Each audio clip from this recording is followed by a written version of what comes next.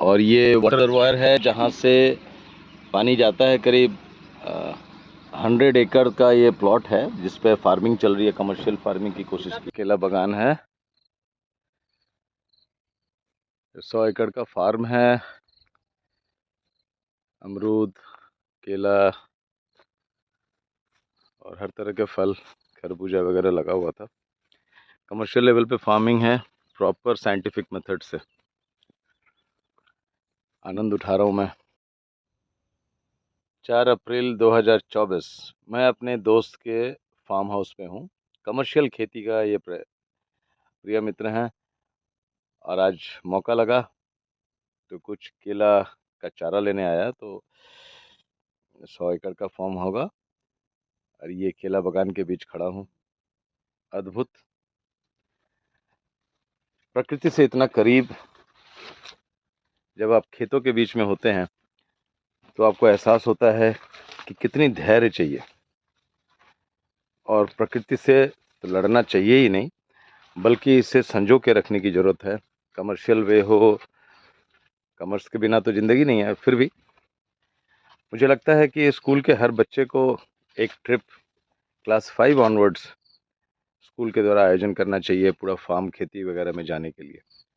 तो मेरा तो पर्पस था कि कुछ केले के चारे ले जाऊं। और केला का चारा मतलब हर मदर ट्री से ये इस टाइप के केला का चारा निकलता है जो थोड़ा दूर हो, करीब 1 बित्ता या 10 इंची, उसमें एक जड़ मिलेगा। वो पौधों को निकाल के आप रीप्लांट कर सकते हैं, क्योंकि वैसे भी वो काट के फेंक देंगे। क्या होता है कि यदि वो रह गया तो मूल पौधे को नुकसान करेगा, उसका फल छोटा होगा, उसके फल में प्रॉपर साइज नहीं आ पाएगा। ये अद्भुत सा एक्सपीरियंस आप लोगों के साथ शेयर कर रहा हूँ, एंजॉय कीजिए। और ये बहुत बड़े फार्म में जयप्रकाश बलिया से हैं, ये देख रेख करते हैं। ये बच्चा 3-4 जगह फैक्ट्री में काम करने के बाद दिल नहीं लगा, इसके दिल ने बोला कि मैं फार्म पे ही काम करूंगा, और ये यहाँ आ गया दुर्गापुर में, अजय नदी के किनारे। ये इतने बड़े फार्म में मेरे मित्र के, तो इससे बहुत प्यारी सी कुछ चीज़ें जानने को मिल रही है। तो मैं कुछ पौधा लगाता हूँ, वो लगता है कि मर गया, फिर जीवित हो उठता है। तो मैंने उनसे पूछा कि भाई क्या कारण हो सकता है। जयप्रकाश बताओगे क्या होता है? एक्चुअली सर, जब भी आप किसी भी पौधे को ट्रांसप्लांट करते हैं एक जगह से दूसरी जगह, हम्म तो वो पौधा हर पौधे में अपना एक सेंस होता है। हम्म तो जब आप उसको टच करेंगे हम्म और जब उसको ये एहसास हो गया कि मेरे साथ हम्म मतलब छेड़खानी हो रही है, हम्म। तो वो खुद को बचाने के लिए पहले सबसे पहले तो वो लटक जाएगा, मतलब ऐसे स्वभाव कर लेगा कि हम मर रहे हैं। ठीक है। ओके, ये भी हाँ, हाँ, ये जीवन है। हाँ। उसका ऐसा स्वभाव हो जाएगा, उसको मतलब खुद को पूरी तरह से लटका देगा। अच्छा। किंतु अगर आप उसको स्टेबल करके हम्म रख देंगे हम्म। तो कुछ टाइम बाद आप देखेंगे कि हाँ ठीक है। हाँ और सबसे बड़ी चीज़, जब भी आप ट्रांसप्लांट कर रहे हैं, हाँ। अगर बहुत बड़ा पौधा नहीं है, हम्म और पौधा तो नॉर्मल छोटे एज में ही ट्रांसप्लांट होता है, हम्म तो उसका रूट जोन जो है जितना आप साफ कर सकते हैं पानी से, हम्म फिर साफ करके और घोल बना के मिट्टी में या जिस चीज़ में भी दे रहे हैं हम्म वहाँ पे पानी का पहले मॉइस्चर अच्छे से घोल बना दीजिए। हम्म उसके बाद घोल बनाने के बाद उसको आराम से कैजुअली रख दीजिए। जब उसको आप रख देंगे तो ऑटोमेटिक जो उसका रूट साफ किए हैं आप ना, हम्म जैसे हम लोगों को हम्म चोट लगता है तो हम्म। वहाँ पे सफाई करना पड़ता है, हाँ। सैनिटाइजर वगैरह देना ही देना पड़ता है। हाँ, सही है। सेम सेम प्रोसेसर उसमें भी है। और ये पौधे को जब भी आप बड़े ट्री को काटेंगे तो उसके साइड में जो भी ट्री होगा हाँ उसको तुरंत सिग्नल जाएगा, तुरंत नहीं, करीब करीब 4 घंटे बाद उसको सिग्नल जाएगा कि मेरे मतलब मैं काटा जा रहा हूँ या मेरा हानि हो रहा है। हाँ तो वो सेकेंड पार्ट का जो पौधा होगा हाँ। उसको अगर हेल्प कर सकता है करेगा, नहीं तो वो खुद को डार्मेसी में डाल लेगा कि हम ऑलरेडी मर रहे हैं। वो पत्ते वत्ते लटक जाएंगे। हाँ, वो ओके। या दो दो कंडीशन में ऐसा होता है। अगर दोनों पेड़ एक एज के हैं और हम्म एक आसपास एक ही साथ से हैं, हम्म तो अगर ये दूसरा वाला मर जा रहा है और हम्म। आप हाफ कटिंग करके छोड़ दे रहे हैं तो उसका तना बरसों तक जिंदा रहेगा, क्योंकि वो जो सामने वाला पौधा है हाँ, उसको भोजन देता रहेगा। ओके। वो बरसों तक जिंदा रहेगा। आप देखेंगे कि ये सूखा नहीं, सड़ा नहीं। अच्छा, और अकेला पौधा काट देने से सड़ जाता है वो? हाँ, सिंगल रहेगा तो वो ज्यादा इसीलिए डिस्टेंस पे कहा जाता है कि जंगल खुद होता है, जंगल आप लगा नहीं लगा नहीं सकते हो। सकते। राइट। और जंगल का भी नियम है, जंगल में जैसे आप जितना भी पौधे देखते हैं हम्म उसका एक तो अलग ही मतलब नेचर से साइकिल बना हुआ है। हम्म बारिश से पहले पतझड़ आता है। हम्म अभी ये बसंत ऋतु है, हम्म खत्म ही हो गया, मतलब थोड़ा हम्म बहुत बचा है। हम्म तो इसमें आपका जितना पत्ता झड़ेगा वो पूरा एक लेयर मल्चिंग की तरह बिछ हाँ, जाएगा। और वो मॉइस्चर को रिटेन करेगा, हाँ, वो शीतल पूरा रखेगा हाँ, जमीन को। पूरा भीग जाएगा और पूरा भीग जाएगा। तो जब बारिश होगा तो अब बारिश और धूप हाँ, जो ये गर्मी का मौसम है ह्यूमिडिटी बढ़ा हाँ, देगा। उसको अब सड़ाने का काम करेगा। वो हो गया एनपीके, अच्छा, सीधा-सीधा nitrogen, phosphate phosphorus, and potash. Potash का हाँ, खाद हो गया, तो अब राइट। उसको किसी चीज़ की ज़रूरत नहीं है। Thank you. इस यंग बच्चे से और बिना किसी एग्रीकल्चर यूनिवर्सिटी से पढ़े हुए ये बिहार और यूपी के गांव के बच्चे और खेतिहर फैमिली के बच्चे ये इतनी चीज़ें जानते हैं, प्रकृति से इतना नज़दीक रहते हैं। शायद शहर के बच्चों को ये ज़रूरत है जानने की कि वो बिल्डिंग ज़िंदगी नहीं है, बिल्डिंग में रहना। मेरे हिसाब से स्कूल के कार्यक्रम में सभी को, सभी बच्चों का मस्ट होना चाहिए कि भाई आप 6 महीने, हर 6 महीने में एक बार, हर ऋतु में एक बार जंगल प्रॉपर गाइडेंस के साथ घूम लें और इस तरह से प्लांटेशंस वगैरह की कुछ बातें हैं जो अभी के लोग हैं उन लोगों से जान लें, क्योंकि आप किन लोगों के साथ मिलते हैं वो आपका कैरेक्टर बिल्ड करता है। आप एक सोसाइटी कंपैशनेट होनी चाहिए, कंपैशनेट यानी एक दूसरे का दर्द समझने वाला। तो प्रकृति से जितना नज़दीक रखेंगे बच्चों को वो सेंसिटिव होंगे, वो सनातनी होंगे यानी प्रकृति से करीब होंगे। सनातनी होना धर्म का द्योतक नहीं है, सनातनी होना सभी चीज़ों को देवता हम मानते हैं इसलिए कि सभी में जिंदगी है और जिंदगी को संरक्षित करना ही सनातनी है। बहुत बहुत धन्यवाद राकेश कुमार गुप्ता। अपनी कुछ इन बातों से जो मैं लोगों से मिलता जुलता रहता हूँ, सीखता हूँ, उसे आपसे शेयर कर रहा था। बच्चों को जरूर दिखाएं, बच्चों को जरूर सुनाएं और प्रकृति का आनंद लेना सिखाएं ताकि वो ये समझे कि बुढ़ापे में आपकी भी सेवा जरूरी होती है। माँ बाप की सेवा बुढ़ापे में कर ऑथोरिटी से और ये सब पावर और ये सब कोई कभी काम नहीं आएगा। कोरोना आया था ना, सब जिंदगी बहुत का किया। एहसास करा के चला गया। हम लोग उस टाइम में करीब 30 टन तरबूज बेचे थे, सो के पैसा कमा रहे हैं। हाँ, ये बात है। तो ये जो क्राइसिस, इकोनॉमिक क्राइसिस, भारतवर्ष एक ऐसा जगह है जहाँ इकोनॉमिक क्राइसिस तो होगी ही नहीं, क्योंकि आपको हमेशा थाली में चावल मिलेगा।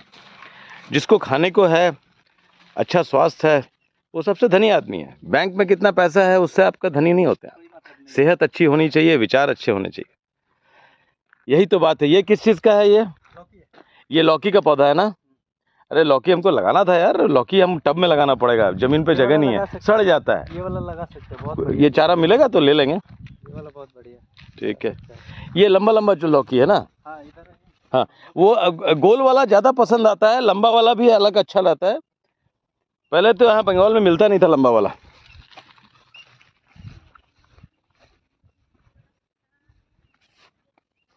एकड़ का फार्म है, 100 एकड़ तो होगा, 60 एकड़ है। अच्छा, और ये देखिए हम लोग लौकी के खेत में, ये लौकी को इस तरह से बांस का खूंटा गाड़ा गया है और लौकी के पौधे को धीरे धीरे सपोर्ट देके ऊंचा किया गया है ताकि फल बर्बाद नहीं होते हैं। अब ये टमाटर ज़मीन पे है तो इसमें से आधे खराब निकल जाएंगे, लेकिन यही यदि टंगा रहता तो सारे 100% जो भी होता वो अच्छा रहता। और ये लौकी का फल, कितने दिन में लौकी में फल आता है? सर ये जो वैरायटी है हाँ। ये हारूना है वीएनआर का। अच्छा, इसमें 35 दिन में मैं फल मतलब ले लेता हूँ। 35 दिन हाँ। बाद हार्वेस्टिंग शुरू कर देता हूँ हाँ। और 1 एकड़ से आपका करीब 40 से 35 टन होता है। वाह। अच्छा, ये जो प्लास्टिक डाला है आपने बोला कि ये रूट्स को छोड़ के रखा है, इसके नीचे से इरिगेशन का पाइप गया है। हाँ। ये तो इजरायली टेक्नोलॉजी है, हाँ। है ना? और ये प्लास्टिक डालने का फायदा? घास से मतलब बचने के लिए। अच्छा, तो क्योंकि जहाँ पर धूप नहीं लगेगा वहाँ पर घास नहीं होगा। ये ऐसा मतलब प्लास्टिक है कि इसके नीचे 1% भी आपका मतलब सनलाइट नहीं जाएगा।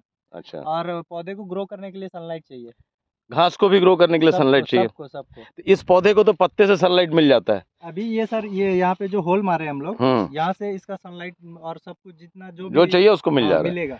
और जब ये ग्रो कर लेगा तो बाकी तो खुला ही है। 35 दिन में आप लौकी ले लेते हो? हाँ, 35 दिन में हम ले अच्छा, गोल वाला लौकी को क्या बोलते हैं? ये तो लंबा वाला लौकी का वो अलग वो मीठा होता है, गोल वाला पान लौकी है उधर साइड में लगा हुआ है, वो मीठा होता है। वो कितने दिन में फल देता है? उसका करीब सर 45 से 50 दिन। और ये वाला ये भी वही 40-45 दिन ही लगता है ना? ये 35 दिन बाद मैं हार्वेस्टिंग करना शुरू कर देता हूँ। वाह, माने लगाने के 20 दिन बाद ही फल हो जाता है। हाँ, और ये साइज पकड़ने में? ये साइज पकड़ने में मैक्सिमम आपका 5 से 6 दिन। ये तो करीब 1.5 फुट का साइज है। इससे भी बड़ा होता है, हाँ। 3-3 फीट का किए हम। दिल्ली वगैरह में देखोगे यही लौकी ज्यादा मिलता है, ये सब लोग गोल वाला नहीं दिखता है। इजी है ना उठाने में, केयरिंग में, काटने में। अच्छा, इजी है, हाँ। Ease of use. लेकिन हाँ। वो गोल वाले लौकी बड़े मीठे होते हैं। टेस्ट इसमें भी है, आप इसको एक बार खाइए तो। नहीं, खाते हैं हम लोग, खाते तो हैं ये भी। इसकी सब्जी अलग से बनती है, टमाटर वमाटर डालना पड़ता है। गोल वाला तो जीरा के छौंका पे ही खा लेते हैं। ये हमारे धनी इंसान, ये कितना खुश है भाई। आज इतने बड़े फार्म में आकर के इनको बहुत कुछ मिला। केला का चारा है, योगेश है, इनका फार्म है 60 एकड़ का। और हमारे सुधांशु जी जो कॉलेज में खेती वगैरह करते हैं। केमन लागलो दादा? खूब ভালো লাগলো, এখানে এসে মন খুশ হয়ে গেল। আর এরকম ফার্ম দেখেছিলেন? ফার্ম আমি আর জীবনে দেখিনি কোনোদিন। কি কি শিখলেন এখানে? এখানে অনেক কিছু শিখলাম, অনেক কিছু শেখার আছে, আরো টাইম হলে পরে আরো শেখা যাবে। আর পেয়ারাটা কি সুন্দর চাষ করছে বলুন তো। আচ্ছা, লাউগুলো দেখলেন? আমরা কিন্তু দাঁড় করাইনি কোনোদিন। হ্যাঁ, লাউ, তারপরে কলাতেই কত কিছু জানতে পারলাম। এবার কলার চাষ ওইভাবেই করা হবে। হ্যাঁ, যেগুলো লাগিয়েছি তো গাছ ধরে গেছে। আমাদের মাটিতে কি বললো, লাউ, কুমড়ো, ঝিঙে, নেনুয়া খুব ভালো হবে। ভালো হবে, এঁটেল মাটি তো हम्म। আমাদের এঁটেল মাটি, আর এটা তো বালি মাটি। योगेश यार, कितना दिन से कर रहे हो ये? 4 साल हो गया तो? 3 साल कंप्लीट हुआ। जो टमाटर लगाए हैं वो ग्राफ्टिंग टमाटर है, ग्राफ्टेड टमाटर है। नीचे बैगन का रूट है, ऊपर टमाटर है। बैगन का रूट में टमाटर है? हाँ। तो बैगन भी होता है क्या? नहीं, बैगन नहीं होगा, टमाटर होगा। लेकिन- Actually, 2 प्लांट को लेकर हाँ। एक ही साइज में उसको फिर ग्राफ्टिंग करते हैं, सिलिकॉन क्लिप लगाकर, तो वो ग्राफ्टेड प्लांट हो जाता है। तो ये तो रायपुर वाले बड़ा इसमें आगे हैं, वहीं से आता होगा आप लोग का हम बीज लोग पे। रायपुर से ही सब टेक्नोलॉजी ली है। आप लोग तो साइंटिस्ट लोग बहुत आ रहे थे वो जमीन वगैरह टेस्ट करने के लिए, ये पूरा सेटअप करवाने के लिए। एग्रीकल्चर साइंटिस्ट तो आपका हर महीना आ रहा हम लोग था। भी विजिट करते हैं रायपुर, साल में 2-3 बार ट्रिप हो ही जाता है। नहीं, बहुत बढ़िया यार, दिल खुश हो गया आकर के। পটল नहीं लगाया आप लोग? बटन लगाए हैं, किधर? इधर लगाए हैं बटन। इधर। किचन गार्डन में उधर नींबू है, बसंती नींबू है। वो नींबू छिलका इतना पतला है, लेकिन उसका रस देखिएगा आप। हाँ हाँ, ये फार्म हाउस का shed structure with proper walls. ये 7 फुट 8 फुट होगा। ये वॉल 8 फुट होगा और ऊपर में सेंटर में करीब 12 फुट का हाइट है। साइड में 10 फुट है नहीं, 12 फुट होगा। मालूम है कितना है ना? 10 से 11 फुट होगा। बीच में आपको 12-14 फुट है।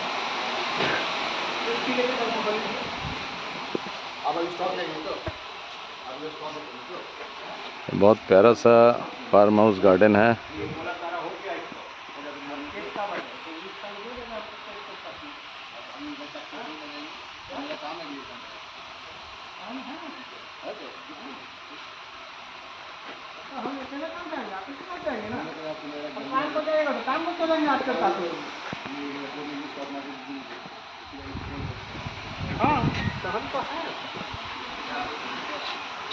और सुधांशु दा से ज़्यादा खुश कोई नहीं है आज के डेट में।